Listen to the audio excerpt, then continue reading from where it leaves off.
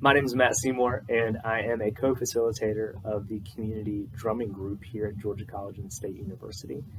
And for one, I just want to welcome you to this quick tutorial. Now, my approach will be a non-traditional approach to the djembe and different aspects of playing the djembe. I'm going to add a little bit of therapeutic elements into it for those on the music therapy track, but if not, it's quite all right because we can still learn how to just be involved within a organic, natural, and safe drum circle where it's just kind of like, yeah, rhythm, cool. But I am going to just take a minute and talk about the therapeutic functions of music, which is basically taking an element of music and understanding why that element of music has a underlying function that we can then attach to a therapeutic goal, which is non-musical.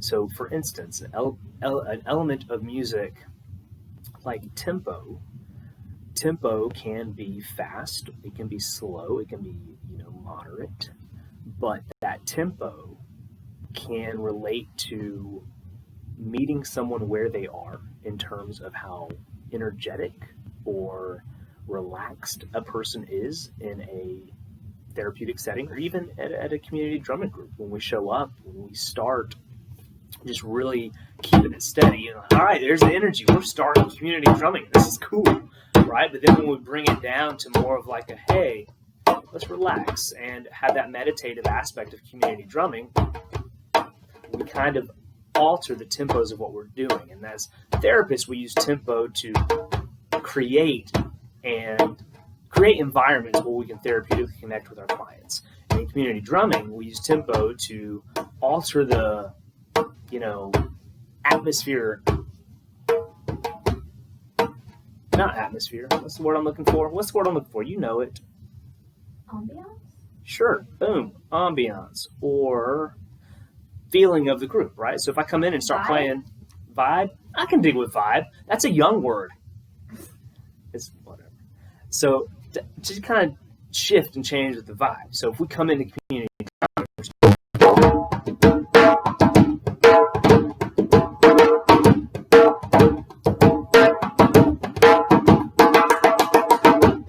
or same group of people, I come in and I'm like,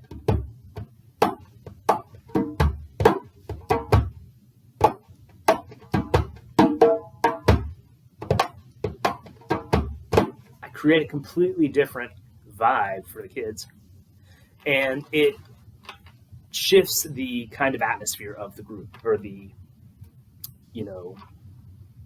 vibe of the group. That's the word I'm using. That's the word I'm sticking with.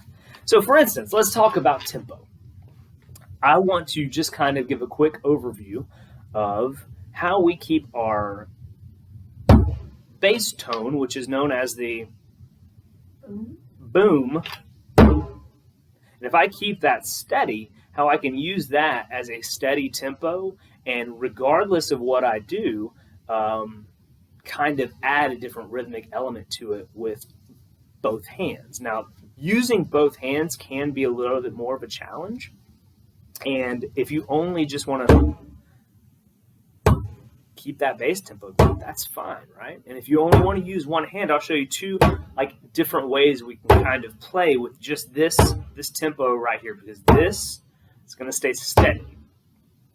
Because I know we learn within community drumming this boom, and then when you come to the side of the drum, and that's called top. Because the slap that Megan teaches is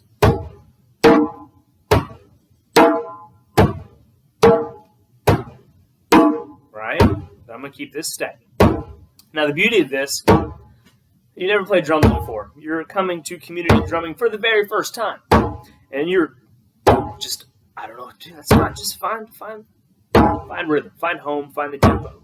Just hit. Even if that's a quick little, I'm okay with that. Because we're changing the vibe of the group. And if you're not comfortable with two hands,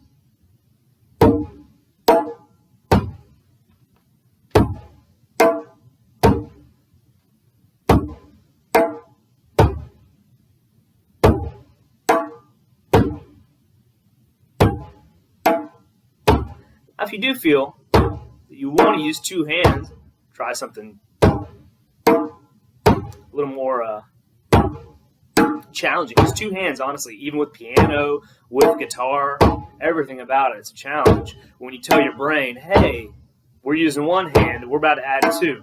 So I'm going to do the same rhythm, but just use my other hand.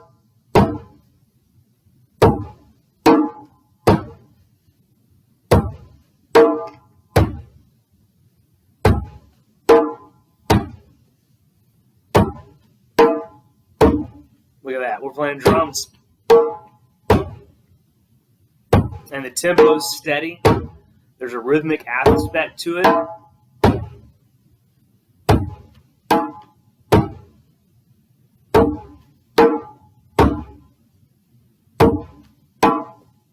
Play with me if you got something. Your table, your book. But please don't play a pet. They probably wouldn't like that very much. Scratch behind their ear instead and play them as a drum. Alright, we've got that going. That's a really smooth tempo. Let's talk about how we can change that, right? You can take that same exact, just simple approach to tempo and either make it fast or slow, right? So if I go...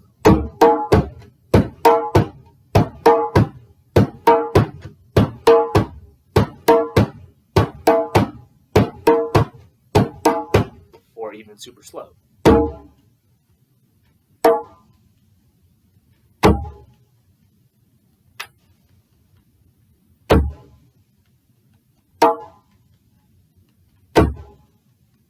I'm synchronizing, sorry.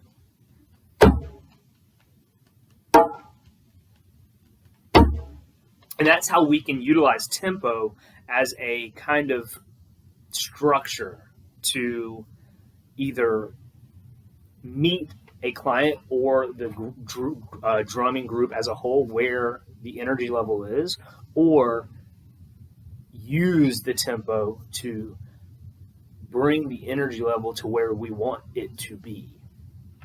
So that's important. Now, I know we're all familiar if you've watched Christopher's video and even come to the group of the 3 standard hits, which is the bass hit, which we call the boom, the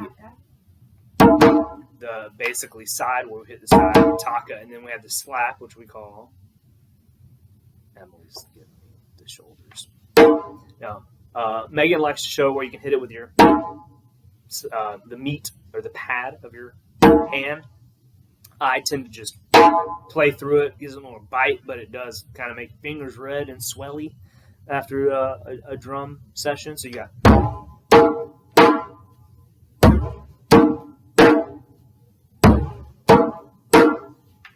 Now I'm going to take some time and show a more advanced technique, which is not a traditional approach to the djembe, but it will.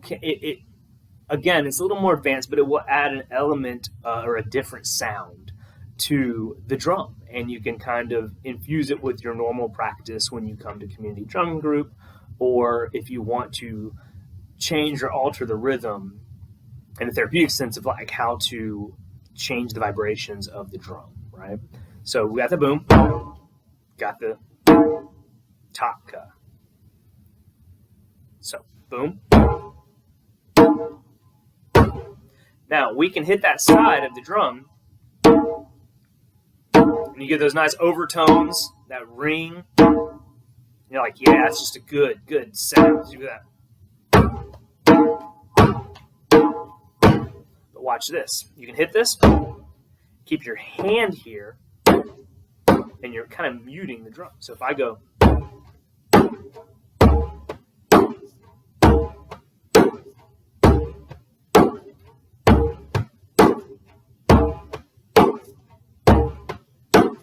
and I'm going to alternate, right? So what I'm doing is I'm just pulsing. Allowing my hand just to rest. That second attack is not striking. It's just taking a break. And by doing that, it creates a nice dead sound without the overtones and the ring. So.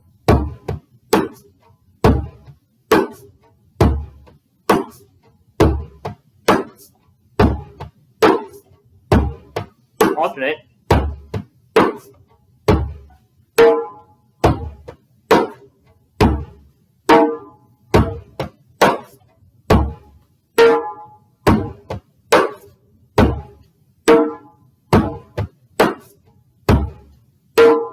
And that creates a whole other world of sound that can be interjected into your community drum playing.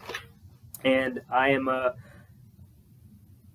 to show kind of just how we can integrate that in. So I'm going.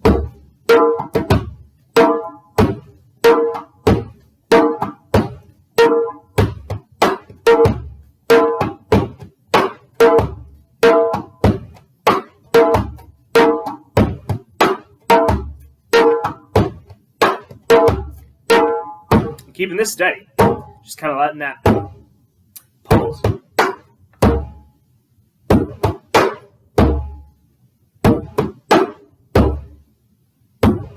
So I'm creating rhythm.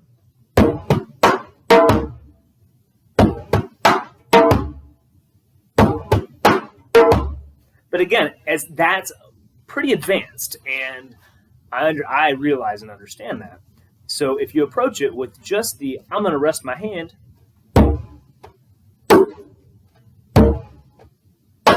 or you can just keep your hand here.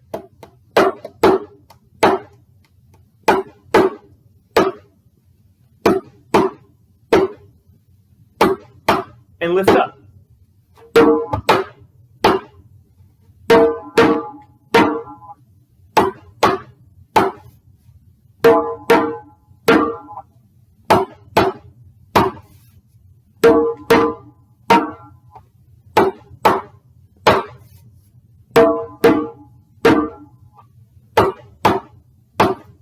Cool, right? Just adding more. No different than how I've observed Christopher, changing the tone of the drum. In essence, we're still muting the head of the drum to create different frequencies or attacks or tones or overtones, or muting the overtones to create new sounds. So rhythm and tempo, right?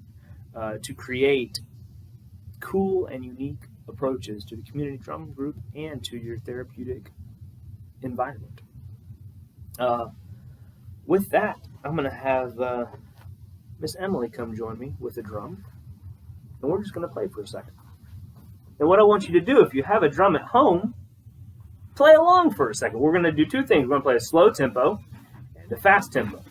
And that way you can kind of work on these little fun techniques. And granted, they're not traditional approaches. I want to be very clear here. They're not traditional approaches to the djembe. They're just kind of, it adds a unique sound, right? So give me a tempo. Either fast or slow, your choice.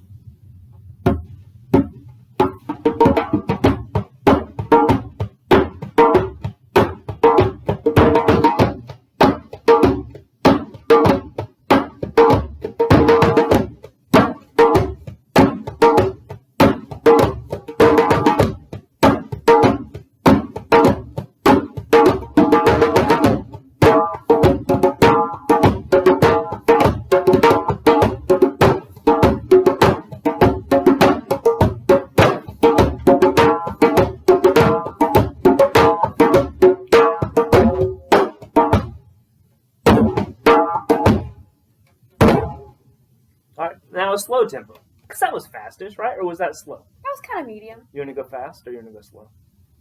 Let's go faster first. All right, you ready? Are we ready?